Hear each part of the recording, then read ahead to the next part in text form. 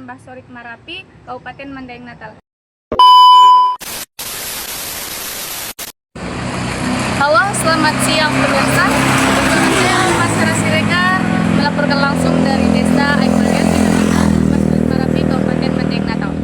Di sini saya akan menceritakan sedikit mengenai sejarah Desa Aik Marian, di mana ini terdapat tulisan yaitu Tugu Makam Raja Datu Janggut Marpayung Aji Rangkuti Parsadaan.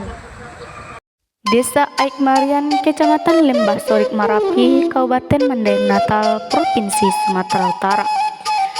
Letak geografis Desa Aik Marian adalah sebelah timur perbatasan dengan Maga, sebelah barat berbatasan dengan Bangun Purba, sebelah utara berbatasan dengan Aik Godang, dan sebelah selatan berbatasan dengan Siantona. Sejarah Desa Aik Marian, Kecamatan Lembah Sorik Marapi, Kabupaten Mandailing Natal.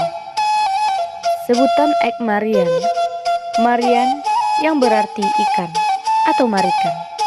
Dahulu Desa Aik Marian ini desa yang banyak akan ikan. Setiap air pasti ada ikannya. Maka dari banyaknya ikan disebutlah dengan Aik Marian. Marpayung Aji atau Raja Rangkuti. Raja Datu Janggut dulu menepi di pantai barat, lalu singgah beliau di Sulang Aling, karena di tempat itu banyak dihuni oleh orang Cina. Maka beliau tidak mau menetap karena sudah ada orang yang lebih dulu. Setelah itu beliau menuju ke Torsi Gantang yang berada di Desa Runding. Sesampai di Torsi Gantang, beliau berhenti di Arian Arong. Di tempat tersebut beliau memumpar, yaitu yang pertama Sultan Parapat, yang kedua Patua Kombang, yang ketiga Sultan Pacuduri. Semakin banyak mereka, lalu beliau menurun ke Desa Runding, maka disebut orang asal marga Rangkuti dari Desa Runding. Saat turun ke Runding, penyambungan masih seperti rawa. Semakin banyak mereka di Runding, sebagian berpencar ke Danau Sembon, lalu ke Gunung Baringi, sebagian lagi ke Jembatan Merah, dan ada juga yang ke Batang Natal. Sebagian lain ke Aik Marian, yaitu Raja Datu Janggut Marpayung Aji. Beliau terkenal bukan karena usianya yang tua, tetapi dia terkenal karena kesaktiannya. Tugu harimau yang ada di Desa Aik Marian adalah sebagai lambang marga Rangkuti. Karena dalam sejarah marga Rangkuti memakai harimau, yaitu ada harimau putih, harimau kumbang atau hitam, harimau biasa, dan memakai pakaian gajah putih. Setelah lama berbincang dengan tokoh adat yang ada di Desa Aik Marian, yaitu Ompong Aspan, kami diarahkan menuju ke tempat pemakaman Raja Datu Janggut. Di perjalanan menuju ke pemakaman, dahulu jalan yang dilalui ini masih berbentuk aspal. Tetapi sekarang jalannya sudah mulai rusak dan dikelilingi banyak lumut. Setelah sampai di pemakaman Raja Datu Janggut, dapat kita lihat pemakaman ini sangat lebar, berbeda dengan pemakaman orang biasa. Dahulu, di atas pemakaman terdapat lumut yang menyelimuti makam yang setebal kasur. Karena ditutupi oleh bambu, sehingga cahaya matahari tidak sampai ke makam, maka tempat tersebut menjadi sangat lembab. Lokasi pemakaman ini dinamai dengan Hutalobu Mandala Sena, karena dahulu pemakaman ini dikelilingi oleh bambu yang seperti pagar. Di batu nisan beliau terdapat tulisan orang zaman dahulu yang sampai sekarang belum ada orang satupun yang tahu bacaan dari tulisan tersebut. Dan ada juga batu yang terbelah bernama Batu Togor. Dahulu setiap ada orang yang wafat yang bermarga Rangkuti, batunya akan mengeluarkan suara seperti bergemuruh.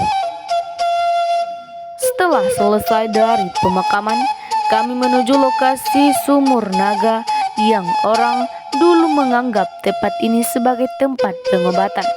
Kemudian kami diarahkan ke tempat pemandian putri raja yang bernama Janggeas. Nama Janggeas disebut karena kecantikannya yang menawan. Dahulu putri Janggeas menumbuk dedaunan di atas batu untuk berpangir atau mandi. Dan di sebelah pemandian Janggeas terletak juga pemandian Raja Datu Janggut. Di sini terdapat lengkungan batu seperti yang dapat kita lihat. Lengkungan batu tersebut adalah bekas penggosokan punggung Raja Datu Janggut. Desa Aikmarian memiliki aspek perekonomian berupa pertanian dan perkebunan.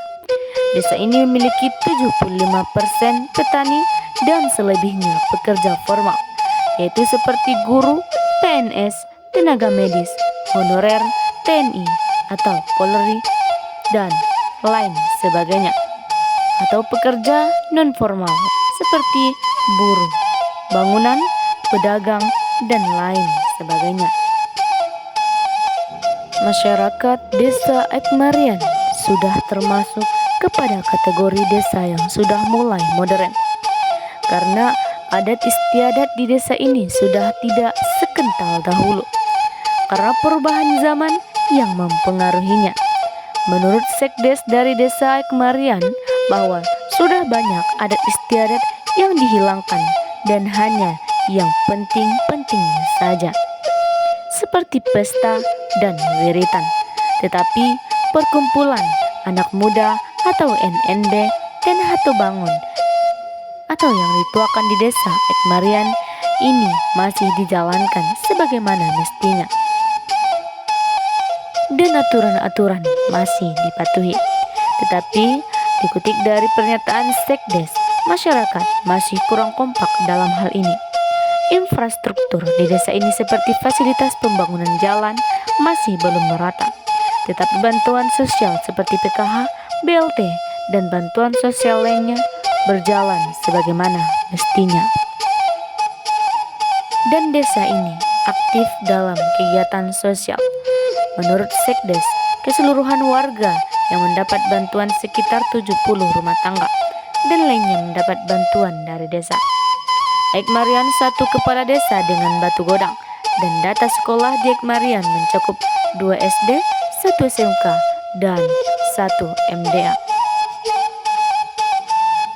Dan desa ini diperangkati oleh kepala desa, sekretaris desa, bendahara desa, dan perangkat desa yang lainnya seperti BPD dan lain sebagainya.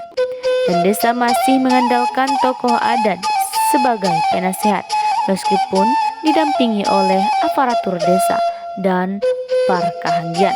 Parkahanggian ini adalah perkumpulan marga-marga seperti Marga Rangkuti, Marga Lubis, Marga Nasution, dan marga-marga lainnya.